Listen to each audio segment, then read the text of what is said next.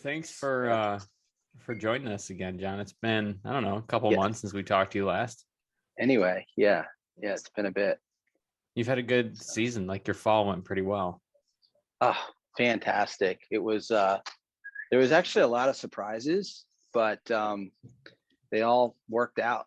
They were just great, kind of great discoveries. Yeah.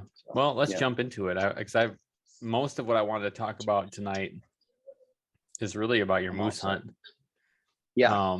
I mean, it's kind of a rare hunt, you being a Mainer and having that moose tag. You want to give us like the like how does it work? How does Maine moose hunting work in Maine? Yeah. Okay. Well, so I mean, the first thing you got to understand is it's like next to impossible to get drawn for a moose tag. You know, Right. I mean, I don't know what the number is of applicants, but I've been applying for like 25 years. And Jared was still in diapers 25 years ago. Yeah. And I went to bed till I was like 8 years old. 8 years old, still wearing diapers, Yeah. With only fourth grader with diapers. The kicker is I didn't even get drawn. My wife got drawn. She was the one that drew the permit. Emma did. So, and what happens in Maine is if you draw a permit, you can have a sub permittee. So there's actually two people that can hunt on one tag. You have to be together. There's all these rules. You have to be in eyesight of each other and everything else. But so she drew the tag, and and then the whole process, started. It was like, I really want the tag, sweetie. Hey. And she knew how badly I wanted the tag, and so it was just one of those. We had fun with it for a while. So what's up? We are going to thank a few of these sponsors that help make this beautiful show a reality for all of you. So Here we go. So a big reason, I would say, to why we're so successful and we have so many bucks on the wall is because we use HuntWise. HuntWise is a GPS mapping app that you can download on any phone, any platform. You can look up public land huntings, ORV trails. You can get the weather. They actually have a HuntCast 2.0 that they teamed up with Jeff Sturgis to make. It's awesome. You need to check this thing out. Go to HuntWise, download the app. I feel like if you go into the woods without optics, it's like going into the woods without pants on. Would you agree with that? To a point. To a point. We are huge fans of running binoculars, spotting scopes, and different things when we hunt, even whitetail. I bring binoculars out every time I go. We choose Vortex Optics because they make the best glass in the business. They have an amazing warranty, super clear glass, super helpful people that work there. Also, if you want to rep some sweet Vortex swag like this warm shirt on a nice fall day, head over to Vortex Wear, thank you, and use the promo code TFC20 for 20% off your purchase. Saddle game, you need to be in it. If you haven't been in it yet, then you don't know what you're missing. Yeah. Trophy Line Tree Sales makes some of the best saddles in the industry. They have 3 different platforms that we use and that are awesome. I want to make a quick plug for the Wingman with a couple steps. You can take one less stick, and it's like a combination of a stick and a platform. I've been exclusively hunting out of it this year, and my mobile setup is so sweet. I'm very proud of it. Awesome. I highly recommend the Wingman system. If you're ready to pull the trigger on that and you want to get with James and do the Wingman, head over to their website and you can save yourself 10% on the purchase. TFC10 will get you that. I like to think I single-handedly got James to switch to compound again, but I'd probably be a liar and everyone would call me out on that. We shoot prime bows. We think they're awesome. Great accuracy, super shootable. Made here in Michigan. Made in Michigan, so we love that. It's hard to complain. That's where Jared was made. So surprisingly, we like that. Yeah. You're welcome. So go check out these prime bows. We are of a firm belief that the arrow is the lifeblood of the archery industry. We've said it 1,000 times. But in all seriousness, we are huge fans of arrows that are durable, that fly well, and that kind of make up for some of my inaccuracies in the way that I shoot. So we shoot Vector custom arrows. The hammer. The hammer. That's Thor. They are made in Wisconsin by our buddy Isaac. Great arrows. And if you want to go and get yourself some, have a little bit of a discount, use TFC10 for 10% off Or call Isaac up and tell him we sent you. Mm-hmm. You want his phone number? Comment below. Yep, comment below. So did you? I mean, you probably freaked out, like big celebration when you found out, right? Yeah. Oh yeah. Yeah. Yeah. I mean, it's like, the moose draw is like a really big deal in Maine. Everybody drops everything. It's a lot. It's usually a live draw, and they, it goes on like all day long because they draw 1,200 permits or something like that, depending on the year. Sure. So this was a particularly difficult year. The success rate was low. So I was really happy that we ended up where we did, in it all. We drew the first season in what I think of as the most remote zone in Maine. So, if you look at the state, we're all the way up in the top, all the way to the west hand side, basically. So we were in zone 1, and that was my pick. You get to put down, when you apply, you get to put down your preferences, and that was number 1. So obviously we got drawn early because there was still, a tag left in zone 1. So, So you're in that western tip, that little point that comes off the top, or how far up are you? Yeah, almost to the top of the state. I mean, where we actually were in 1 was just about the top of the state. Okay. And then all the way tucked over on the Canadian border, so on the west hand side. The St. John is one of the bigger river systems up in there, and so we had to cross the St. John to get into the zone that we were in. We were hunting in. So, yeah. So did you? Okay, I'm looking at a map of it right now. So you get out there. Is this through a guide or somebody or how'd you like? Because I mean, you celebrate and then the work begins trying to figure out what to do. Yeah, that's kind of how it goes down. I mean, there are a lot of active moose guides. Okay, that's their thing, right? And so they have the pulse on all the zones and where what are most productive. So all of a sudden you start getting inundated by pamphlets and advertising, and everything starts being sent to you because it's public that you were drawn. And but I was doing this unguided. I mean, I am a guide, but this is far outside of my wheelhouse because I never get to go. As a hunter, I never get to go, right? So but that was the whole idea. That was like, that's what the beauty of this hunt was to kind of put the boots on the ground on a new hunt, and on a new piece of ground, and just go find it. And that's what we got to do. Yeah. So do you scout ahead of time? Wait, rewinding back, you mentioned it was the first season. What is that? What is first so season?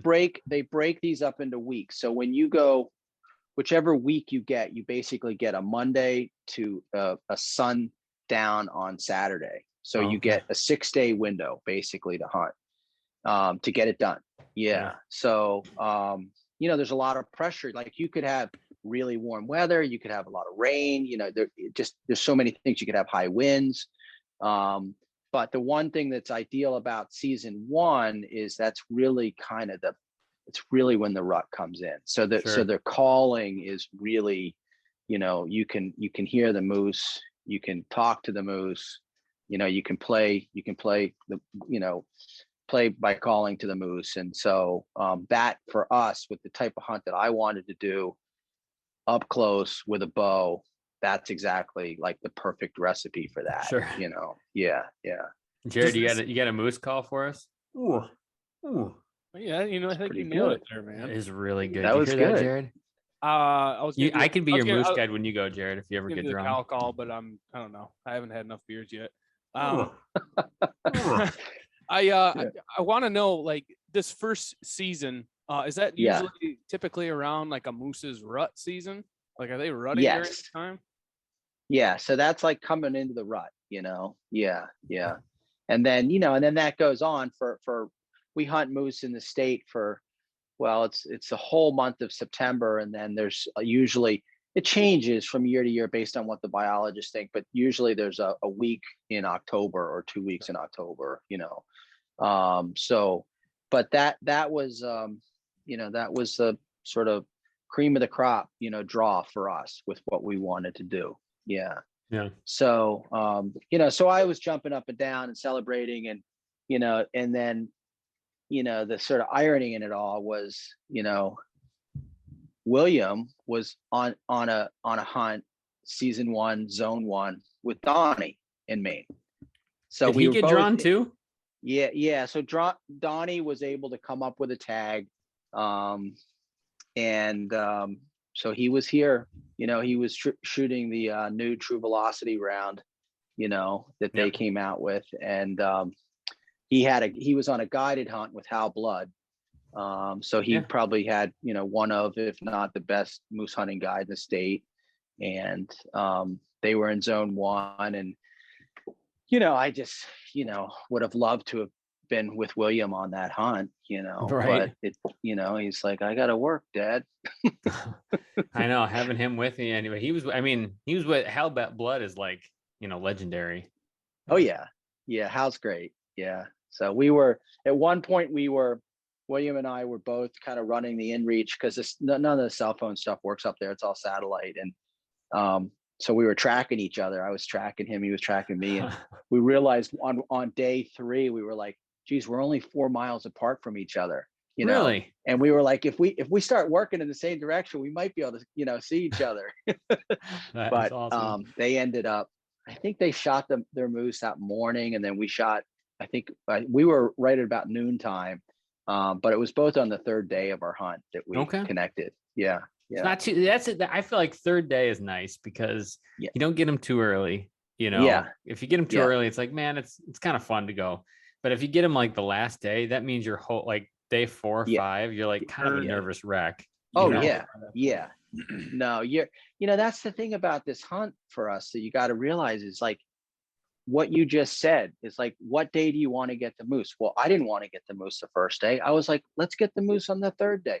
The whole hunt went like that. We just like kept checking boxes, which was, not normal for us, usually it's this whole bag of goods that gets thrown at us and all this weather or we're on some coastal island and we're like, out there for 4 days more than we thought we were going to be because the wind picked up and we end up shooting a buck on the 4th day, or something like that. And this was kind of like literally following script.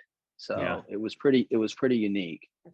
It never happens that way. There's a lot of hype that goes into a big hunt like this. And obviously there's a lot of time that goes into it. I mean, you're talking like 25 years you had to wait to get to this hunt. Yeah. I don't know. If I saw a bull moose on the 1st day, I'm doing it. Oh yeah. I'm squeezing the trigger. Like I'm gonna get it out of the way because it's once in a lifetime opportunity. I'm getting after it. You would not want to pass that up. You would not. Right. We didn't see a moose on the 1st day. We actually did. We wanted to hunt on foot the whole time. A lot of people will. They will take these moose hunts on and they drive a lot. They drive a lot of roads. They get out and they do some calling in a big chopping area, and then they move on, go to a next spot.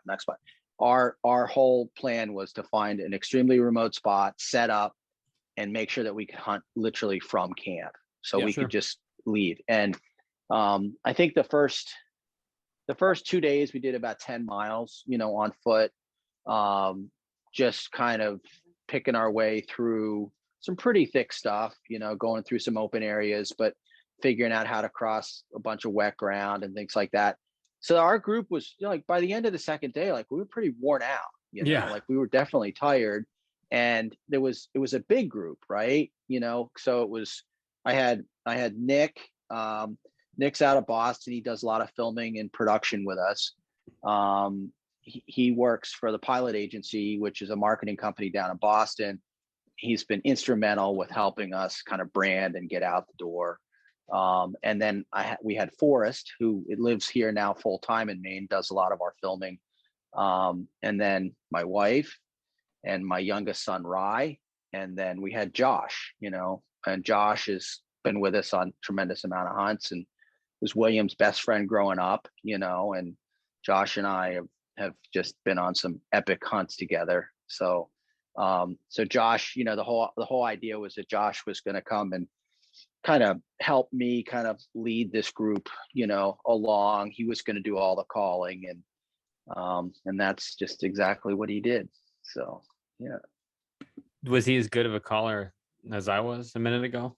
Like what I would able to, would you have taken me based on what you've seen so far? Yeah, like, I mean, honest, we'd have to like amplify that through a tube and really see how Yeah. far you can ring it out there. But John, yeah, don't give him any You props. give me a paddle, I've- and you should hear me raking some brush. It yeah, sounds good.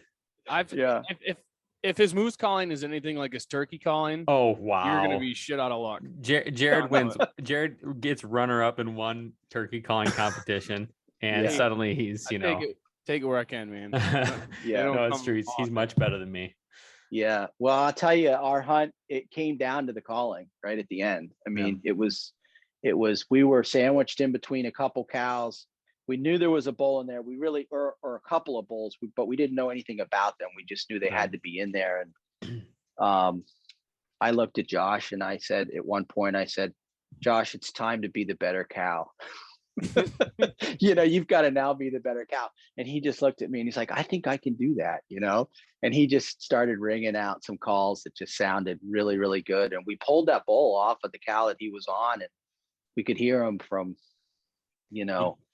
I don't know, 75 yards away, probably crashing, coming towards us.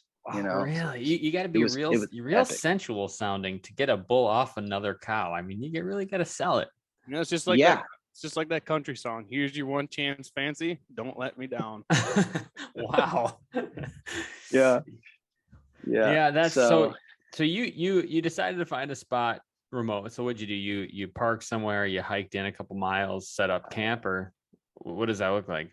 So this is kind of a funny story. So Forrest and I, we had planned to go up early, like a month or so early, and really scout some ground and kind of get to know our way around.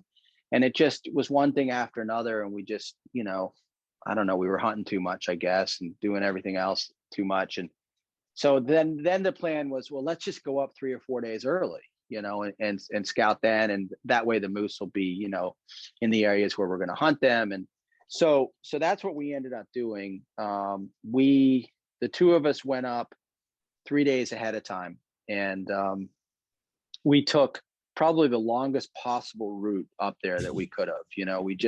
We went up into the Northwoods, and it was just like, one logging tote road after another. There was definitely a more direct way to get there, but I think we just really wanted to just be in it, and just really feel it. We did a lot of filming along the way. We did a lot of drone shots. We spent the night on a super cool lake, and woke up to loons, making all kinds of noise in the morning. I mean, we just had this like incredible journey to get there. And then once we got there to the basic area that we were going to hunt, which, all we really knew was a map. We were just looking at it on a map. And so we got to that spot, and it took us about half a day to kind of go down this road, go down that road. And pretty soon we were like, this feels like the spot, and so we just spiked camp right there. And that's the way the Northwoods works up there. You sign in, and as long as you're not camping right in the middle of the road, you're not blocking any possible access, you can spike camp. And so that's what we did. And it was absolutely perfect spot to be in. So you get out there, it takes you a little while, you get set up. Yeah. How you get up the next morning planning to hunt, or so a couple days after you scouted and stuff. What's your day look like? You get up and you get high to call and see where and locate them, or what is that? How does that work? Yeah. So this is really, really thick. Okay. So like your visibility, unless you're in an area that's been recently cut off, you're not seeing more than 30, 40 yards in front of you. Okay. So this is thick pine, spruce, forest under management. So everything's really healthy. Sure. It's like you can't find a dead tree, a diseased tree anywhere. They just eradicate it if it's there, so this is really, really beautiful country that you're in. And so our plan was to get up, see which way the wind was blowing, and then just play the wind and just on foot just start calling. And that's exactly what we did. We just had a little meeting at camp, which if you watch the film, you'll see. I mean, that was literally our meeting. We were like, there's no, we don't need to get up, an hour and a half before sunrise, because what are we going to do? Like, so we're just going to literally start calling right from camp. So we got up and had a couple stiff cups of coffee and said, we're going this way. The wind's blowing that way. And off we went. And, like I said, we did like 10 or 12 miles that first day. Everybody was pretty whooped by the end of the day. We never heard a moose. We never really got into that much sign. And the second day was pretty much like that too. It's kind of a repeat. We got into a little more sign the second day. And it was the end of the second day that we decided to kind of focus on more watershed areas, lower kind of stream system. And that evening we got down in there and we could hear 2 cows down in the bottom. And, that's what it's all about, is hunting. If there's cows, there's going to be a bull. So we were like, okay, well, we know we're going first thing in the morning, kind of thing. And that's where we started the next morning, early at sunup, like literally right at sunup. We pretty much snuck down in there in the dark. And we ended up walking right into a bull that was breeding a cow. It was like we were walking as a group, and I heard something. It just I couldn't really tell what it was, and I stopped, and everybody stopped. And I looked at Josh, he looked at me, and we just sort of like stared at each other for a minute, and then we could hear this and we were like we're in hot. Like I mean, he's like right there, and it just wasn't time. Like we weren't in position. We hadn't worked for it hard enough. And that bull came out and he looked at us and he was like, yeah, that's 6 people standing there. He just kind of took off. Yeah. Do you have a shot at him, or would you not have been even? I did have a shot at him for just a second. I mean, it was like a 40-yard shot, maybe like 38 yards. I actually arranged him. But it just wasn't right. It wasn't time. So we ended up pulling out of that scene, and we decided to walk a few miles further down the watershed and come back because of the wind direction, and kind of work our way back up into where he was. And we sort of felt like he was sort of a satellite bull. He really wasn't the breeder bull, that was there. I mean, he wasn't, a shrimp by any means, but he just really wasn't what we were looking for. So that's. Yeah, it's funny. Like, that was going to be one of my questions. Did you have like the dream? I'm looking at this video right now. I got it here. 50-inch bull. Like, did you go in with a 50-inch plan, or were you like? Not at all. No, it was the plan was to be close and really intimate with the bull. And so if that was a younger bull and we kind of had a chance to kind of like play our cards a little bit with him, that would have been the bull that we would have tried to harvest. Sure. A younger bull. So when he came out, we heard him coming from a ways off, but we didn't know what he was, and and then he actually stepped into the opening, and it was just a euphoria. I mean, I don't actually understand. I'm still perplexed how we all held our ground, because he was like, our filmer Nick was actually sitting on the ground, and the moose was 8 yards away from him. Like, he was sitting on the ground, and I mean, this can get kind of dangerous, when you get this close to a moose. And the rest of our hunt party was just all kind of like just frozen, we were sort of all blending into stuff, but we had no idea he was gonna come in to us that close. We sort of had this sort of somewhat of an opening area in front of us, and we kind of anticipated him kind of walking into that from like 40 yards off and coming in. And then he literally almost walked right over us. Yeah. And it was the last like call that Josh made. I said, Josh, he's going to walk right into us. You got to like ring a call up on the hill. You got to turn him a little. and Josh hit the call, and you could hear the moose stop and just listen to the call.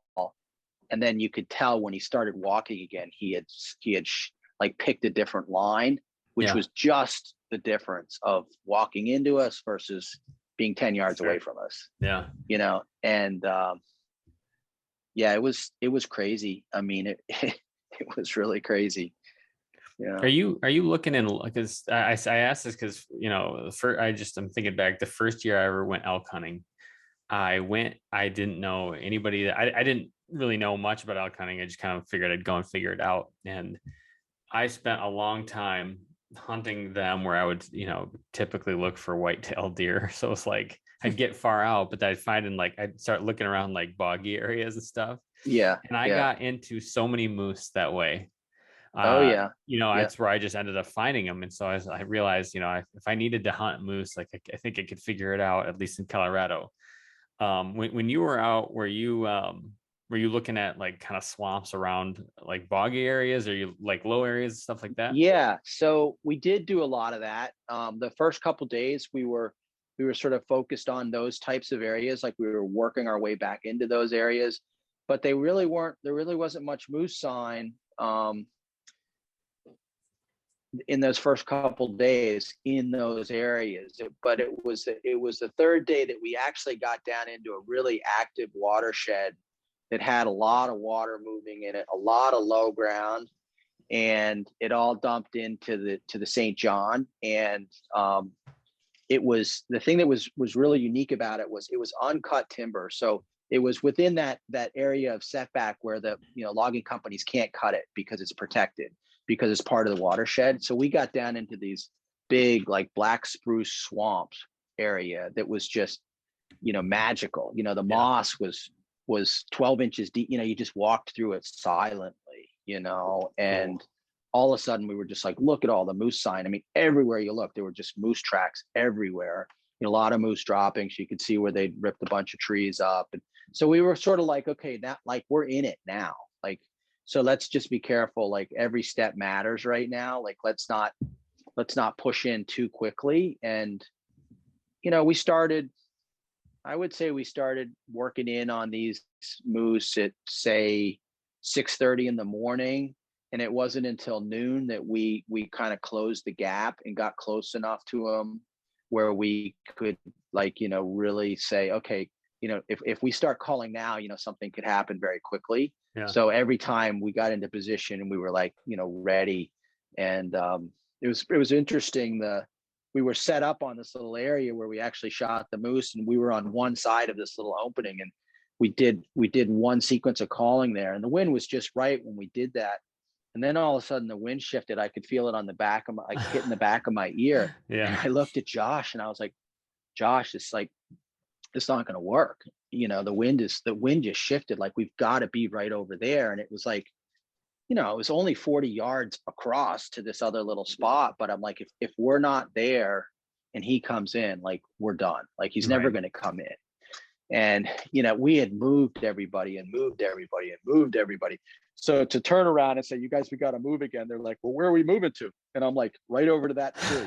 And they're just like, you know, like, oh, come on. You know, like, we were like, Josh and I are like, are we going to have a mutiny if we make everybody move again? You know, and we all moved over there. And then it was like, you know, it was minutes before that moose was standing 10 yards away from us. So 10 yards broadside, you drilled him. I did. Yeah.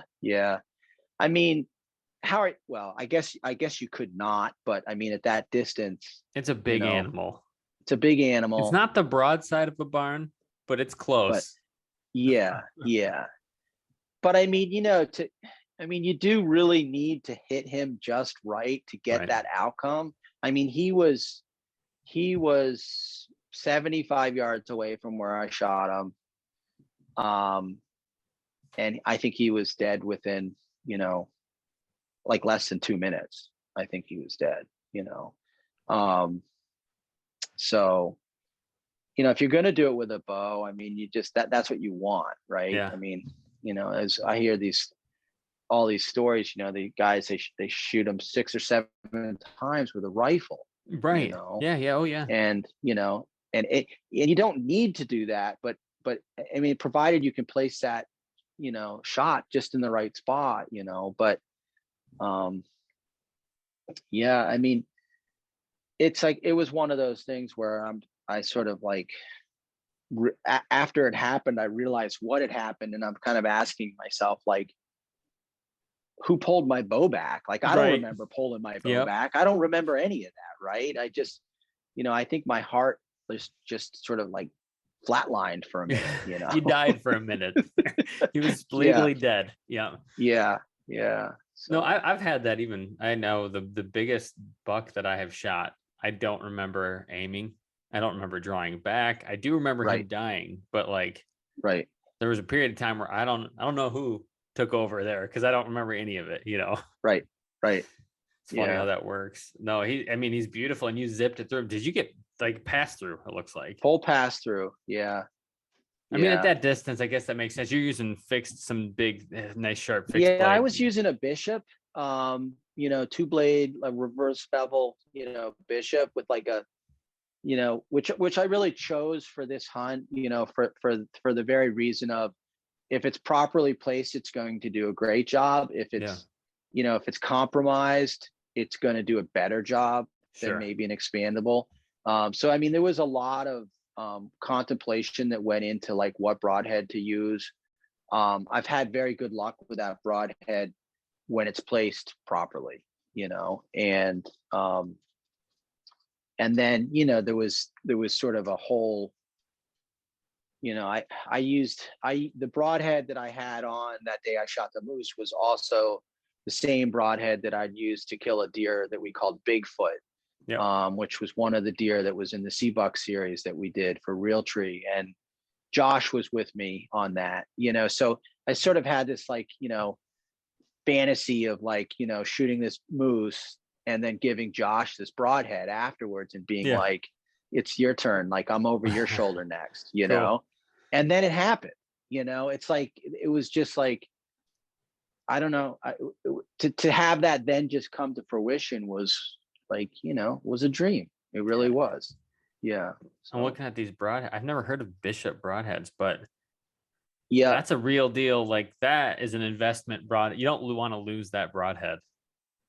Yeah, no, they're really expensive, aren't Holy they? cow. You want to make sure you find that. Yeah. Well, no, that was one of the things I said is after the shot, I said, we're finding that arrow. I was like, everybody, we're finding that arrow. But it wasn't that I really cared so much about, the value of the arrow. It was that I wanted the broadhead to give to Josh, That's cool. And yeah, it just zinged right through him. I think I just sort of stuck between ribs. Maybe I cut one rib on one side a little bit and then passed through the other side. And I mean, taking an animal like that, taking any animal is it's a pretty heavy duty experience, and you just want to do it right. I mean, that's the home run, when you can do it right like that. So, well, and I mean, if anybody has seen a moose in the wild, like it's bizarre to see it walking for something that big. Walking in the woods is just weird. It's huge, dark, Yeah.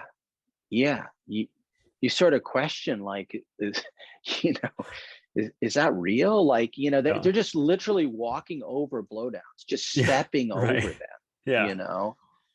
And a few strides for a moose is like 50 yards for us. I mean, it's just amazing the amount of ground that they cover.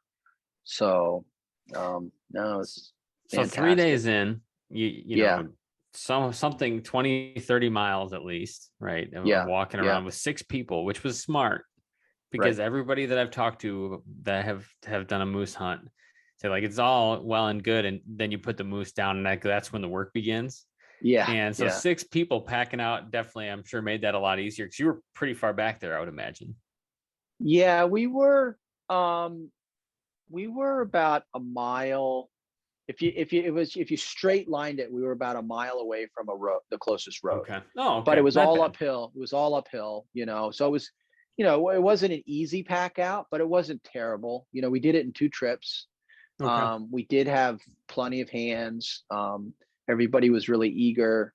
It was magical. Like we recovered the moose, and within about 20 minutes of recovering the moose, it started to rain, but it was just this really welcoming, like cleansing rain. It was like, it wasn't cold, right? This is September. So we weren't like, oh no, we're going to freeze to death.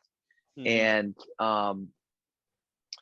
so we just kind of embrace that we're going to get soaking wet. And by like 9-10 o'clock tonight, we're going to have this moose like up at the truck, and that's that, know? And then everything was wonderful, And you got a couple 100 pounds of meat. Good meat. Oh yeah. Yeah. I mean, I think I netted out like 325 pounds of meat, something like that, from the moose. I mean, I didn't weigh him because we were I couldn't weigh him. Right. I mean, I probably could have taken a scale and figured out how to do that. We do that with bears. We typically weigh them in the woods before we bring them out. But it didn't matter. He was giant. He was a giant, to me. Yeah. And so that's usually the last thing I'm thinking about after if I shoot something, unless it's like you get up and it's like, that is a ridiculously small animal that deer that I wonder how little that deer actually is that I shot. Right. No, what I'm saying? So you're more focused about just like, I cannot believe that I just shot a moose with my bow in Maine at 10 yards and he dropped within 75 yards and he's 50 inches. That's incredible. Yeah. Yeah, it was incredible. I mean, it truly was. It was no doubt a hunt of a lifetime. If I ever do draw that permit again, I mean, it's probably, it's going to the sub permittee. I did it. Yeah. Like I don't really need to do that again. You have my number, so when you draw again, you know to reach bring me. You guys up. Yeah. So yeah. Yeah, that's just the coolest experience, and the fact that you were able to film it is really cool. And what you did with that film is pretty cool too. You've been busy the last couple months, and especially the last week or so at the ATA show, showing it off. Right. Yeah, that was a great opportunity for us. That we never filmed it with that in mind. The Badlands Film Festival, right? Yeah. It was the Badlands Film Festival, and it was really an interesting process. Our cut was almost 50 minutes long, the film that we made that we put out through our HuntingME YouTube channel. And after we put it out, it was, we got incredible feedback and comments and, views. And somebody said, geez, you guys should submit that to a film festival. And then we were like, yeah, maybe we should think about that. So we started looking around, and pretty soon, it was pretty obvious that Badlands was a good one to present. And they are.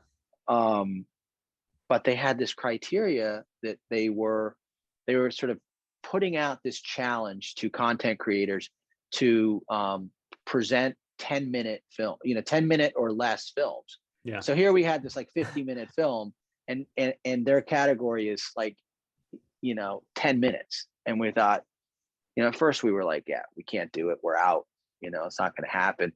And then we were like, but we really want to do it, and so we started kind of embracing the idea. And I think from a creative standpoint, I think we learned more making that 10-minute piece than we did making that 50-minute piece. Yeah.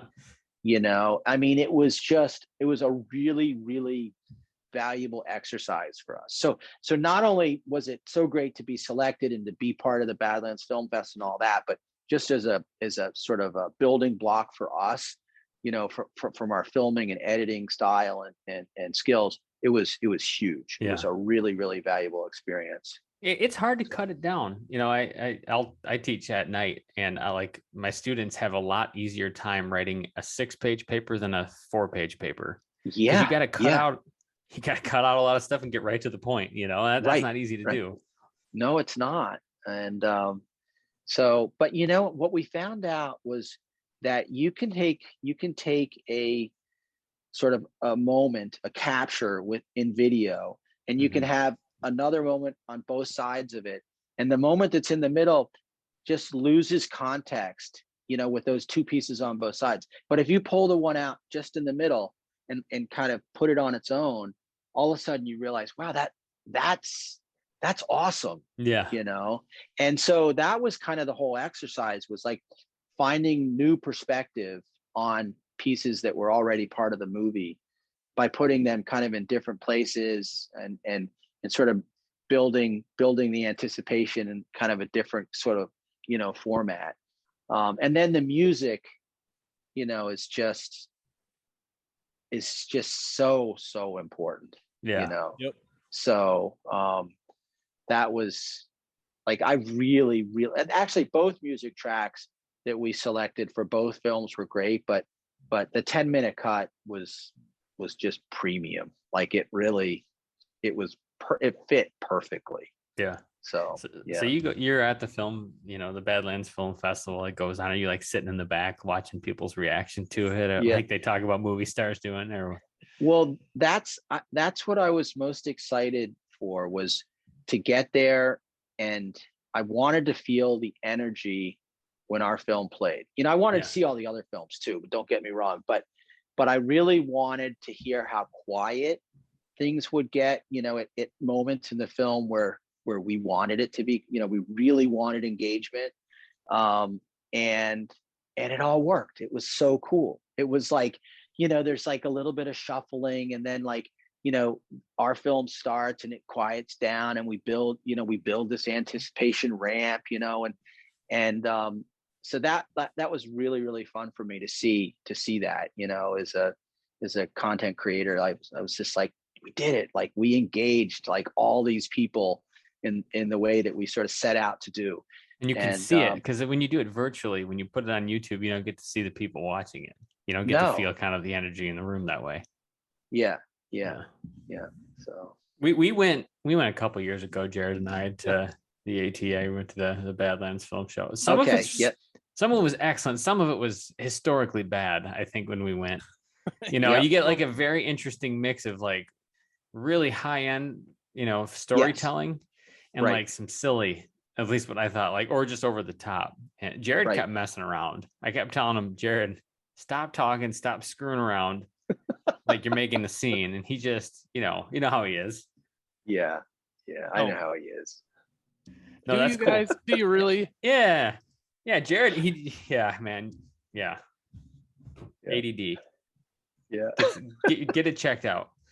No, it was like I said, it was just, just a cool story. A cool memory you could share with people. And the fact, I didn't know that you were 4 miles away from your own son, who ended up getting a moose the same day. And maybe at that point, probably a little farther than 4 miles away, but did you guys like link up afterwards? We did. We did it at the end of our hunt, and at the end of theirs.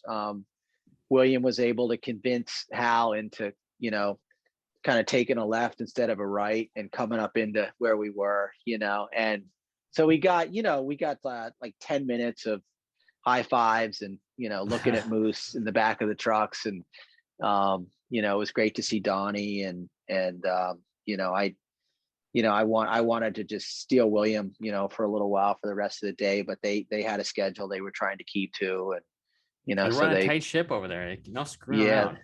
They blasted out, and we ended up staying that day. Everybody went grouse hunting, and we went shed hunting, and we just were like, okay, let's get it all while we're here. So What's the first cut of meat you ate?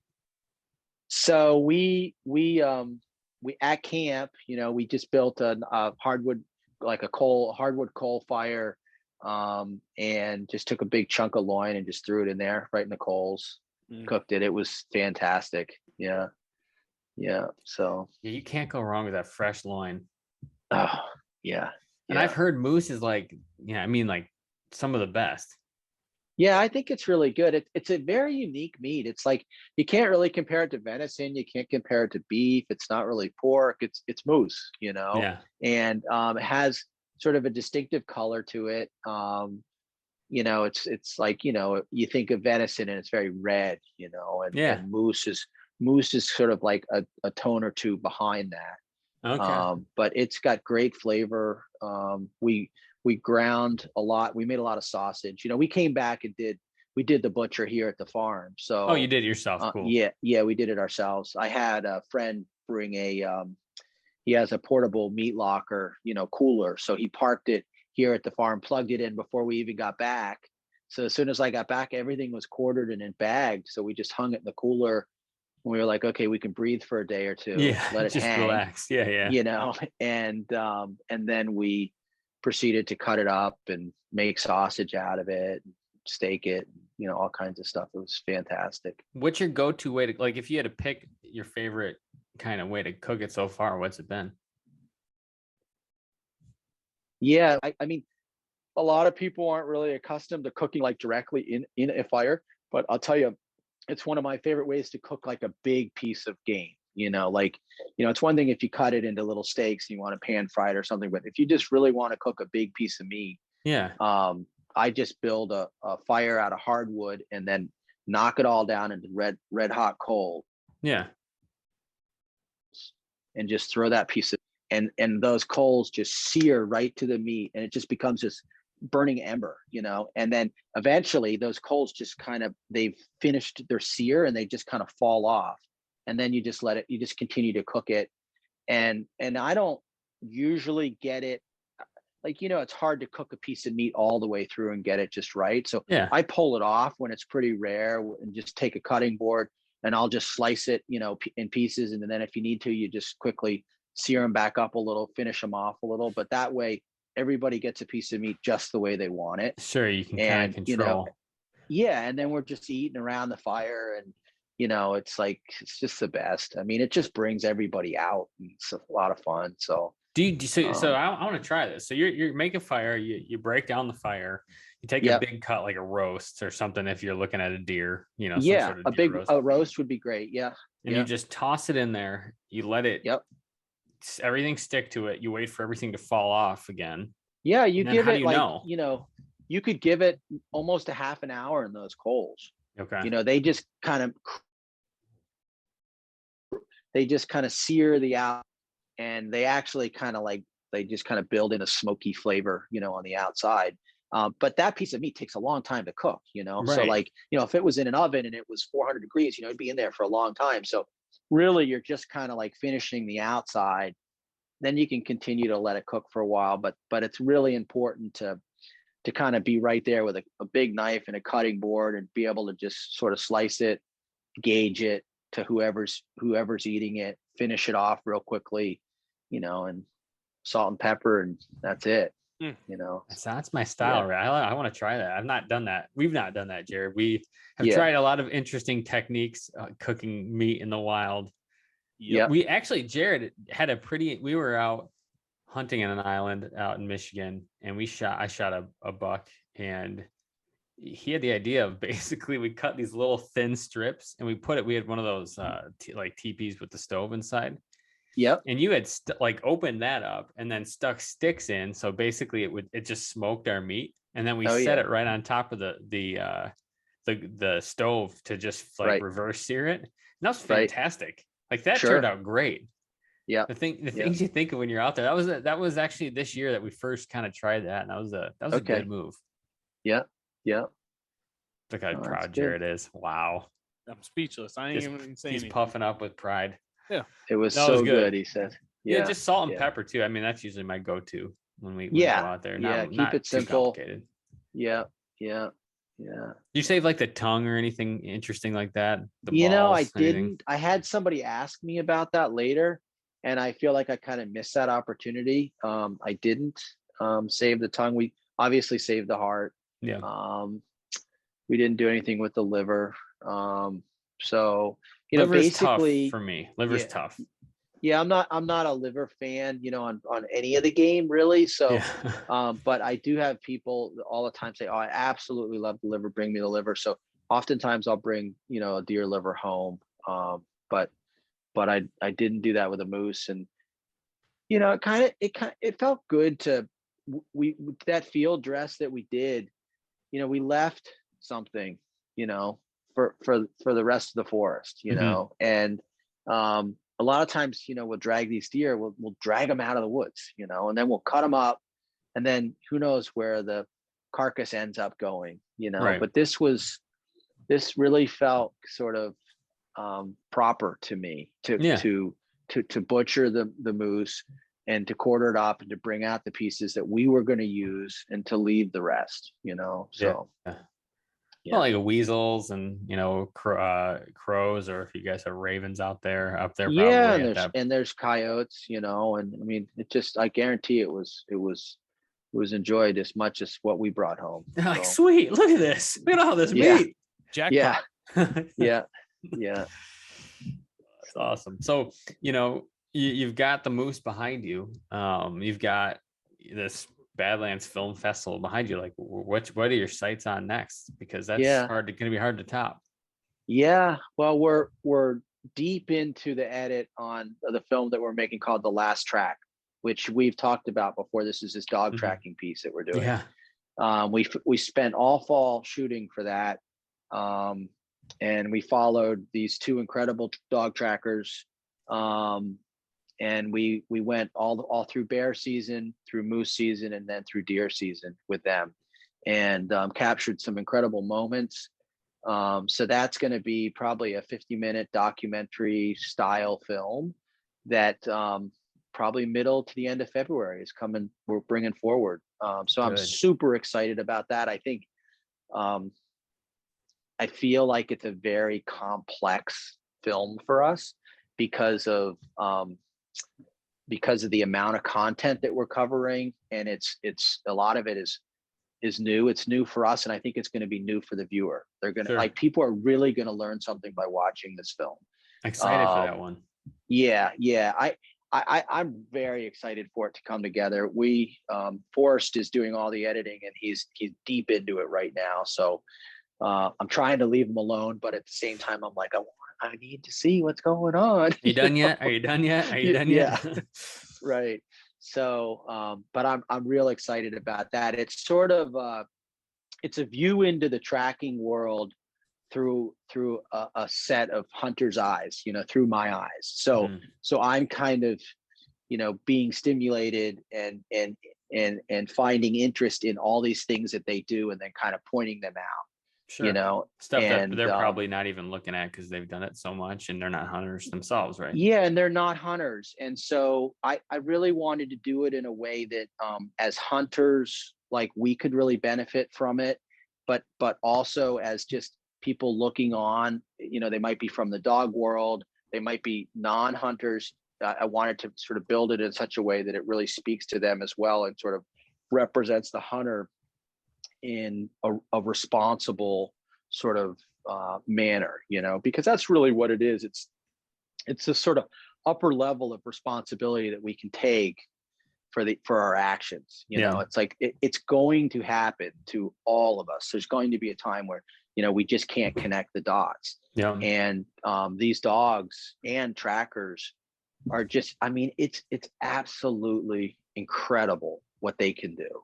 It really is. So I continue to be surprised and amazed at some of the animals that we come up with, so. Well, and it's growing in like more people are doing it. It's growing in popularity, at least by us. I mean, we are constantly meeting more people that are part of the Dog Tracker Alliance. I went out squirrel hunting, really more walking the dog and my daughter with the 22. And I just came upon a guy coming in from, coyote hunting, and he's like, yeah, I'm big into dog tracking. He knew like half the guys, Jared, that you and I know, that we've talked to from the dog tracker group of guys. And it's like, like you said, I mean, you kind of owe it to the animal to, if you get to that point, which everybody that if you've hunted to a certain enough, you will have this happen where it's like, man, I just cannot figure out where this deer went. A lot of people early on, especially in their hunting career, if you want to call it a career. And so it's just a great thing. And it's a cool story that you guys are going to tell. And I'm excited to see what you come up with. Right. So, well, we're coming up on time. Jared, ready? Yeah, I mean, Are we? it's Wow. yeah, we try to keep these, short to the point, and Short and to the point. respecting your time. But Jared, before we go, like, do you have any words of wisdom you want to impart? Any commentary, any thoughts about what we've talked about so far? Honestly, man, this is like the second episode where it's just like I just sit back and listen, and you guys are just chatting, and it's fun. Like I just sit back and I know I'm on the show too, but it's just you guys have such great conversations, and it's fun to listen to somebody else have a hunt that that I don't get to experience. Yeah, ever, like moose hunting. Right. Never done that before.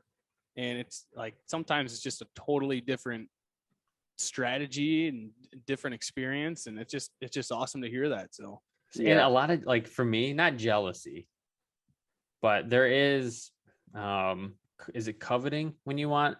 Is that the sin where is that just another man's wife? How does that work? All I know is I want to do that. It just sounds like such a romantical adventure, especially in the north woods of Maine, right on the Canadian border, with your close friends and relatives. I mean, it just doesn't get better than that. Yeah, no, it doesn't. I don't think it does. I mean, I'd love to go. There's definitely some other places in the world I'd love to go moose hunting, but to be able to do that out your back door, is really, really special. So yeah. No, we don't get that chance in Michigan. What's the island, Jared? It's for some reasons I was just there this Island Royale. Yeah, I was just there this summer. There's a lot of moose there. Now, there's no legal season, but if we get a boat, we're real sneaky about it. There's some good moose in there. Last time I was there, I'm looking around, I'm like, man, there's moose sign everywhere. Someone needs to hunt these things. They're out of control. But I digress. Well, go out and just photograph them, or see if you can slap one or something. Yeah, that's right. You can make. I feel like that's some sort of federal crime or something. That's how Jared gets arrested and taken away on a boat to jail. Yeah. How'd you get in here? Slapping moose. Slapping moose, and then they'll think that's some kind of drug term or something. You're selling. What are you selling on the street? So tell me before we get done, guys, real quick about the name, about changing the name. Yeah, Jared, go ahead. Tell me about that. It was just a little bit of a long time coming. Like we were boga, and then we were boga hunting, and now it's just we're the fair chase, because we believe like we can do. We're a lot more than just bow hunting, and we felt like that name just didn't really resonate to what we want to portray ourselves as. Yeah. And what we're interested in is much, like you said, it's broader than just a simple, like, bow hunting is still like what we primarily do, but I mean, if not only opens us up to all the other things that we're doing anyways, and now we're able to talk about, but just the ethos, or the idea of what it means. How do you do it right? How do you do it well? And what that means, because as you probably know, that's not the same for everybody.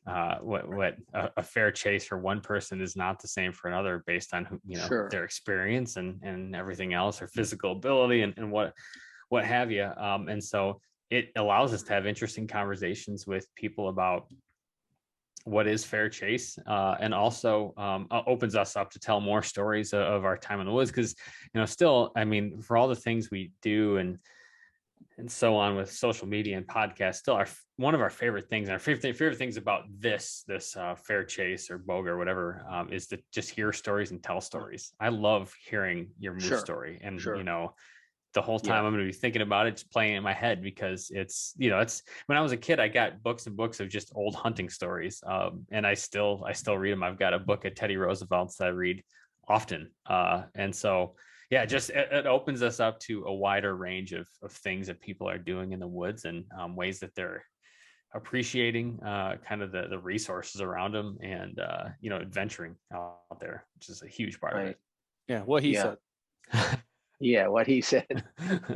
No, I get it. I understand it. I mean, I think it's the content that we sort of choose to focus on. It's the same thing. It's a broadening of the lens, where you get to kind of experience the outdoor environment, the chase through other people. And I think we just become more knowledgeable that way, and we just gain a better perspective, So, and who doesn't like a good story of just a guy going out in the woods, coming back with a heavy backpack? You know what I mean? Like right. At the end of the day, it's just great stuff. And so we love that. We're able to talk things like, well, we're trying to shoot a coyote, or I'm trying to trap beavers out here, or whatever. Right. And that's all part of it.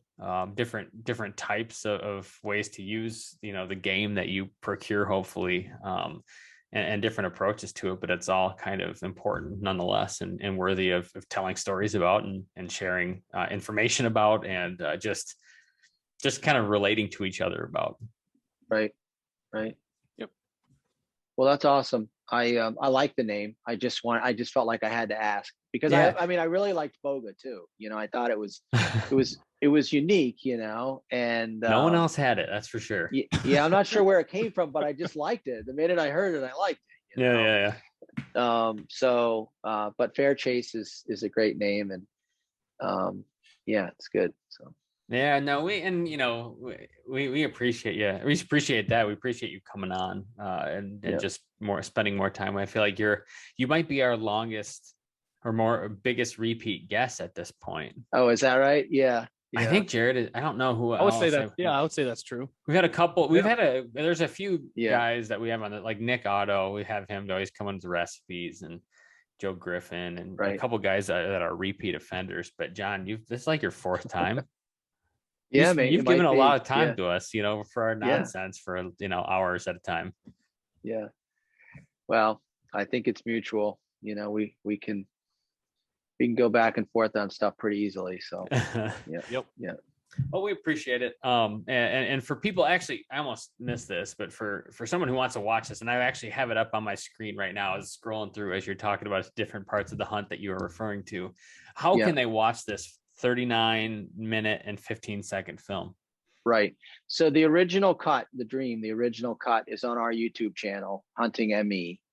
And once Badlands puts their sort of selects out, there were eight films that were selected for the evening, and we were one of them. And so once they put that out, we'll probably put it out too. I think we just want to give them the respect of letting them get it out. I think people will really enjoy the 10-minute cut. I feel like if you watch the longer cut and then watch the short cut, it probably will mean more that way. I mean, that's asking a lot out of people, and that's something that we're beginning to get a better understanding of. To ask somebody to watch a piece that's 40 minutes long it's a real commitment, right? I mean, people have a lot of stuff to do. 10 minutes is a lot easier. It's like here, it's nine. Actually, our cut was 9 minutes and 58 seconds. Nice. So it was like, we just stuck it under there. And believe me, that was a challenge. I mean, we were literally carving off like half seconds off of things, to get it in there. But it's just a lot easier. Like if I said to you guys, hey, watch this, you could just sit down and watch it. It's not that big of an investment. So I think you're going to probably see more content from us, coming out that's this shorter format, because I think we can get it in front of more people that way. Yeah. Not that we don't love to tell really, deep, complex, stories, but I think that this is a format that I think we need to kind of embrace with where social media is and what our outlet is, and what the engagement, the sort of length of engagement that we can expect out of people. So it's interesting, the trends there, but for people that are looking for like beautiful videography and great storytelling, I mean, it's top notch. Go check it out. I've watched a lot of your stuff, from Seabucks to a lot of the other stuff on your YouTube channel, and it's excellent. So go check it out. It is worth your time. You're not that busy, people who are listening, that you can't spend like, if you can't spare more than 10 minutes in a day to watch a hunting movie, you got your priorities all wrong. You priorities all wrong. You need to reassess things and watch more hunting. Well, yeah, I appreciate that. Yeah. So. Well, cool. Well, thank you so much. And we'll definitely have you back to talk about something else, put up with more of our nonsense for a while. Yeah, we do need to connect. We got to talk cameras at some point. You and I have had this conversation before, but I think there's so much to be said about cameras, and cell cameras in particular. Cell cameras. That's what I'm talking about. Yep. I'm not talking about, cameras that we climb up in trees with and stuff. I'm talking about cell cameras, yep. And just regular cameras, woods cameras, but the cell sort of function and how that affects things and everything else. So you know what? That's a teaser. So just everybody that has heard it, put a pin in that, because that is something, John, you and I have messaged about, talked about on the phone a bunch, and excited to get into that conversation too. Yeah. So we can do that. Yeah. Cool. All right, everybody. Thank you for listening in. Appreciate it. Go check John and Hunting Maine and all the things that they're doing out, and we'll join in next week for another pretty good conversation. Awesome. Thanks a lot, guys. All right, we'll see you.